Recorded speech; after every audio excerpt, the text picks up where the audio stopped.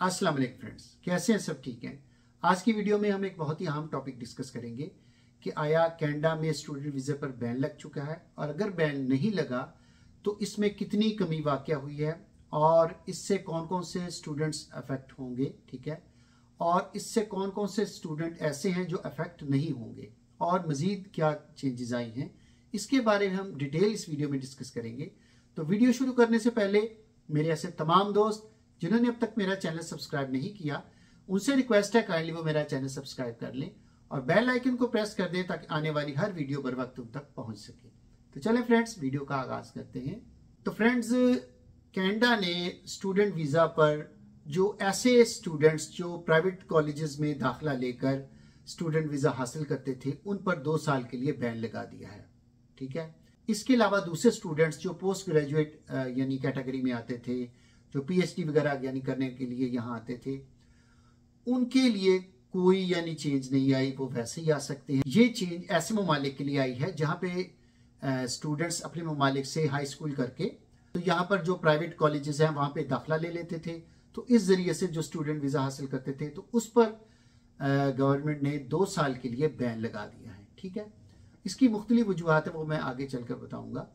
तो ये तो बात क्लियर होगी। इसके अलावा जो पोस्ट ग्रेजुएट स्टूडेंट हैं उनके लिए किसी किस्म की कोई परेशानी नहीं। ये चेंज सिर्फ ऐसे स्टूडेंट के लिए है जो मैं आपको बता चुका हूँ, ठीक है। अच्छा, इसमें जो स्टूडेंट ऑलरेडी चल रहे हैं, जिनके यानी यहाँ पे कोर्सेज वगैरह चल रहे हैं, या जिन्होंने एप्लीकेशन इस अनाउंसमेंट से पहले दी थी, वो स्टूडेंट अफेक्ट नहीं होंगे, ठीक है, क्योंकि वो ऑलरेडी प्रोसेस का हिस्सा थे, तो इसलिए वो स्टूडेंट अफेक्ट नहीं होंगे। मगर इस अनाउंसमेंट के बाद जो एप्लीकेशंस आएंगी वो यकीनन इस दायरा कार के अंदर कंसीडर की जाएंगी, ठीक है, वो यकीनन इससे अफेक्ट होंगे।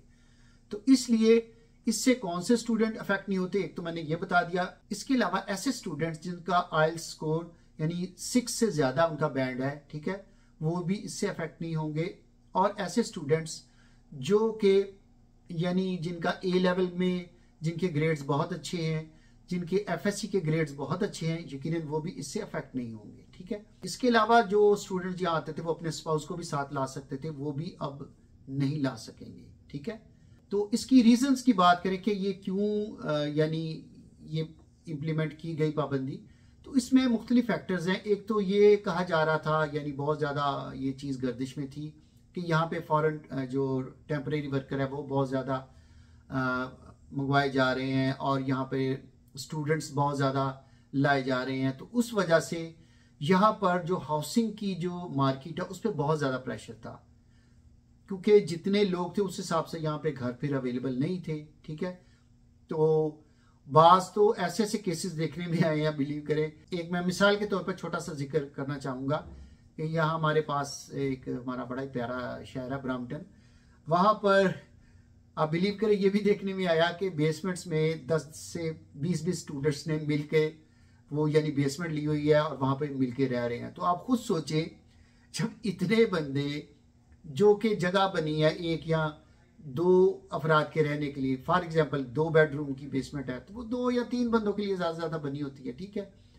उसमें जब 15 से 20 बंदे रहेंगे तो आप सोचें कि इंफ्रास्ट्रक्चर पर कितना ज़्यादा बोझ पड़ेगा, ठीक है। हर चीज उससे अफेक्ट हुई, हर चीज, यहां तक के सुनने में आया कि अब कहा जा रहा है कि ब्रैम्पटन में जो बेसमेंट जो रेंट आउट करेंगे उसके लिए भी यानी सिटी से परमिट लेना पड़ेगा। तो देखिए, पहले हर चीज स्मूथली चल रही थी, ठीक है ना। जब आप सिस्टम पर बहुत ज्यादा लोड डालेंगे तो फिर क्या होगा, फिर ऐसे ही आउटकम्स आएंगे, ठीक है ना। इसलिए वो कहते हैं ना कि अंडे खाएं मुर्गी ना खाएं। तो जब मुर्गी खाने के चक्कर में होते हैं ना तो फिर ये हाल होता है।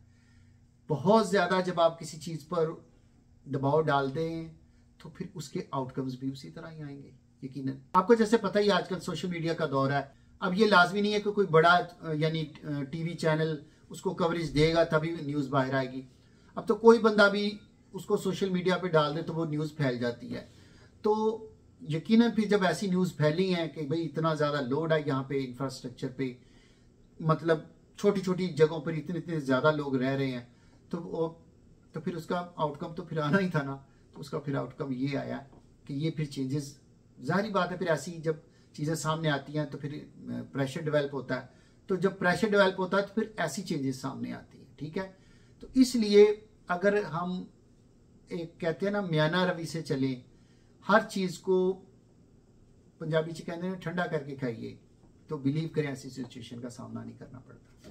बहरहाल एनीवे अब चेंज तो आ गई है। तो एक तो मैंने बताया बहुत बड़ी रीजन थी कि ये कहा जा रहा था कि ये ज्यादा तादाद में आ रहे हैं स्टूडेंट और ये जो टेम्परेरी फॉरेन वर्कर हैं, और दूसरा ये कि जो हाउसिंग पे बहुत ज्यादा बोझ था। अच्छा, उससे हुआ क्या कि इस प्रॉब्लम की वजह से जो यहाँ के लोकल लोग हैं वो बहुत ज्यादा मुतासर हुए हैं। बिलीव करें, वही बेसमेंट या वही अपार्टमेंट जो 1000-1200 में मिलता था, बिलीव करें वो 1500 से 2000 में भी नहीं मिलता।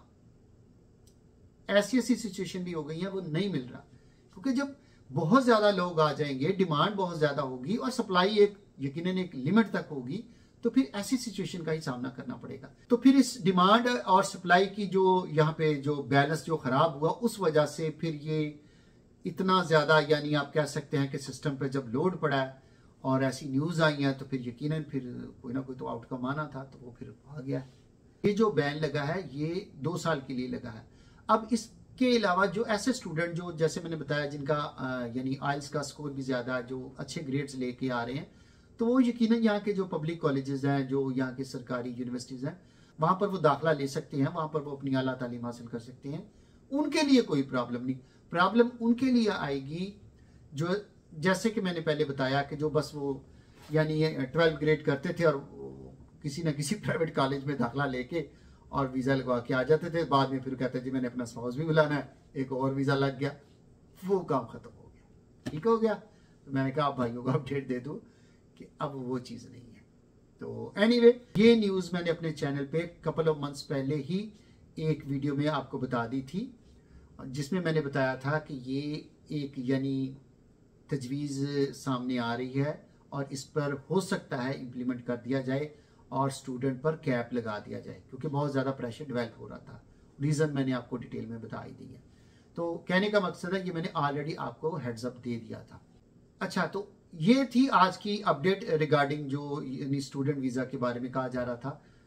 तो ये 2 साल के लिए फिलहाल जैसे मैंने बताया ये बैन लगा है। अब देखते हैं, क्योंकि 2 साल के बाद फिर उसके बाद की पॉलिसी क्या होगी। फॉर द टाइम बिंग ये 2 साल के लिए बैन है, परमानेंट नहीं है, ये मैं क्लियर करता चलूं। ठीक है, और बाकी जैसे मैंने बताया बाकी प्रोग्राम उसी तरह चलते रहेंगे। ये रेशो इन्होंने 65% कर दी है, यानी वीजों का जो इजरा है उनकी रेशो 35% कम हो गई है। ठीक है, ये चीजें इनमें रखिएगा। ये नहीं कि बिल्कुल बंद हो गया, ये बैन नहीं हुए, टोटल बंद सिर्फ वो हुए हैं प्राइवेट कॉलेजेस के। ठीक है, बाकी जैसे मैंने बताया दूसरी कैटेगरीज वो चल रहे हैं और उनमें भी यानी 65% इशू होंगे। ठीक है, तो ऑल टुगेदर ये 35% की कमी की गई है इसमें। ठीक है, तो ये थी अपडेट यानी कैनेडियन जो स्टूडेंट वीजों के बारे में। अब हम चलते हैं अपने क्वेश्चन आंसर सेगमेंट की तरफ। तो मेरे एक भाई ने सवाल किया था, वो रेफ्यूजी क्लेमेंट ही है, क्योंकि इनकी अभी तक हियरिंग नहीं आई। तो उन्होंने कहा था कि क्या रेफ्यूजी जो क्लेमेंट है वो ट्रैवल डॉक्यूमेंट अप्लाई कर सकता है। तो ब्रदर कर सकते हैं आप, मगर मेरा ख्याल है अगर आप वेट कर लें अपनी हियरिंग का तो वो ज्यादा बेहतर है। मगर ये आप पे डिपेंड करता है, इट्स अप टू यू। अगर आप करना चाहते हैं आप कर सकते हैं। पासपोर्ट कैनेडा से जाके आप अपने लिए जी जो ट्रैवल डॉक्यूमेंट्स हैं वो बिल्कुल यानी रिक्वेस्ट कर सकते हैं। तो बेहतर वैसे ये होता कि आप अपनी हियरिंग का वेट कर लेते हैं, उसका डिसीजन का, तो उसके बाद डिसाइड करते। मगर इट्स अप टू यू, आप अपनी सिचुएशन को ज़्यादा बेहतर समझते हैं। आपके जो क्वेश्चन का आंसर है वो मैंने दे दिया, ताकि मैंने वीडियो में इसलिए मुनासिब समझा ताकि और भी जितने मेरे बहन भाई देख रहे हैं जो ऐसी सिचुएशन से गुजर रहे हैं वो भी ज़रा अपने नॉलेज को अपडेट कर लें। ठीक है, अच्छा, इसके अलावा मेरे एक जो व्यूअर्स हैं उन्होंने क्वेश्चन किया था कि वो मेरा ख्याल शायद इंडिया से, उन्होंने कहा था कि वो काफ़ी अरसे से वहाँ पे स्कूल टीचिंग कर रही हैं, तो आया वो यहाँ पे क्यूबिक में या इधर मॉन्ट्रियल वगैरह में इस साइड पे कहीं वो school teacher as a school teacher कर सकते हैं। बिल्कुल कर सकते हैं। उस पर मेरी बाकायदा 2 वीडियोस मौजूद हैं, पार्ट ए और पार्ट बी, ये OCT कॉलेजेस के बारे में। आप काइंडली वो देखिए, उसमें डिटेल मैंने बताया हुआ है किस किस प्रोसेस से गुजरकर आप यहाँ स्कूल टीचर बन सकते हैं। ठीक है ना जी। इसके अलावा मेरे एक और भाई ने कहा था कि आप वो यानी जो असाइलम करते हैं एयरपोर्ट पर या अंदर, तो उस पर भी एक वीडियो बनाएं। तो उस पर भी मेरा भाई एक मेरी डिटेल वीडियो मेरे चैनल पे मौजूद है, आप काइंडली विजिट करें। को इंशाल्लाह अपने जो तमाम क्वेश्चन है वहाँ उनका आंसर मौजूद मिलेगा। ठीक है जी फ्रेंड्स, तो ये थी आज की वीडियो अच्छी लगे तो प्लीज इसको लाइक और शेयर कीजिएगा, दुआ में याद रखिएगा, अपना बहुत सा ख्याल रखिएगा। चलें जी, मिलते हैं किसी और वीडियो में। ओके जी, अल्लाह हाफिज।